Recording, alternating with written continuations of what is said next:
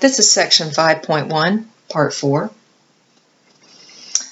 The graph to the right shows a polynomial function with 4 x-intercepts.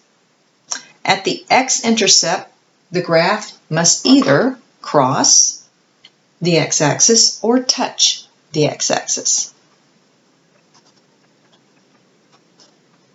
Notice where it's crossing and touching. Consequently, between consecutive x-intercepts, the graph is either above the x-axis or below the x-axis. Between consecutive x-intercepts, we are either above or below the x-axis. If a polynomial function f is factored completely, it's easy to locate the x-intercepts of the graph by solving the equation f of x equals 0 using the zero product property. The zero product property. What does that say? That says if a times b equals 0, then either a equals 0 or b equals 0. If you multiply two numbers and you get 0, then one of them's got to be 0, right? At least. And this is how we have been solving our quadratics way back in section 1.2. For example, if f of x equals x minus 1 times x plus 5 squared, we can see that the zeros of the function are 1 and negative 5, because we would say that either this is 0 or this is 0 by setting that equal to 0. Based on this, the following statements are equivalent, where r is the point that crosses or touches the x-axis. R is a real 0 of a polynomial function f. So if we call that a real 0, we've called them x-intercepts. We've called them solutions. Now we're calling them real zeros. R is an x-intercept of the graph of f. And remember, x minus r, is a factor of f. See, these are our factors, x minus 1 and x plus 5. So if 1 is the solution, is a real 0, is an x-intercept, then x minus 1 is a factor.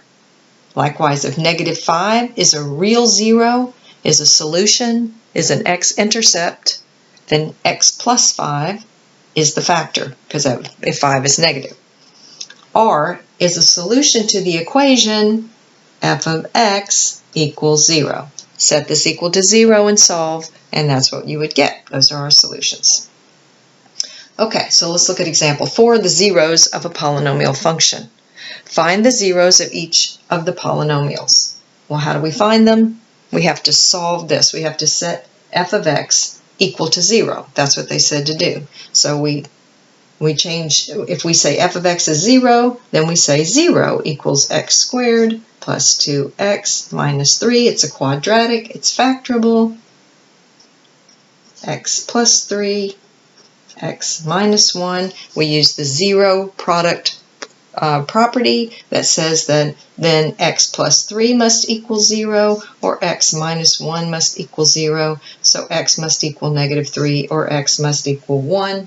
And now, instead of saying the solutions are negative 3 and 1, instead of saying the intercepts are negative 3 and 1, we were asked to find the zeros. So we say the zeros. There's no fancy way to indicate those other than just writing this negative 3, 1 in any order. Okay, let's look at example B. In example B, we actually have a previously factored, thank goodness, right now, because of the power on this, right? The degree of this polynomial, we haven't learned how to factor that yet. So they factored it for us. So what we want to do is solve f of x equals 0. So f of x equals 0, we'll put 0 for f of x, 5 times x plus 1 squared, x minus 2 cubed, right?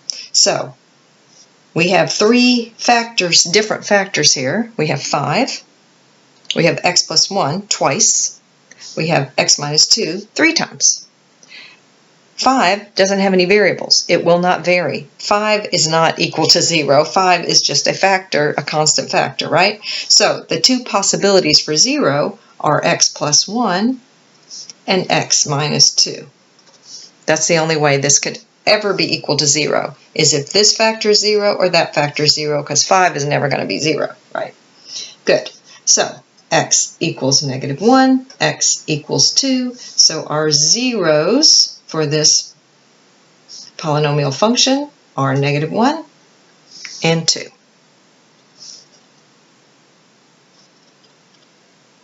We'll continue in our next video.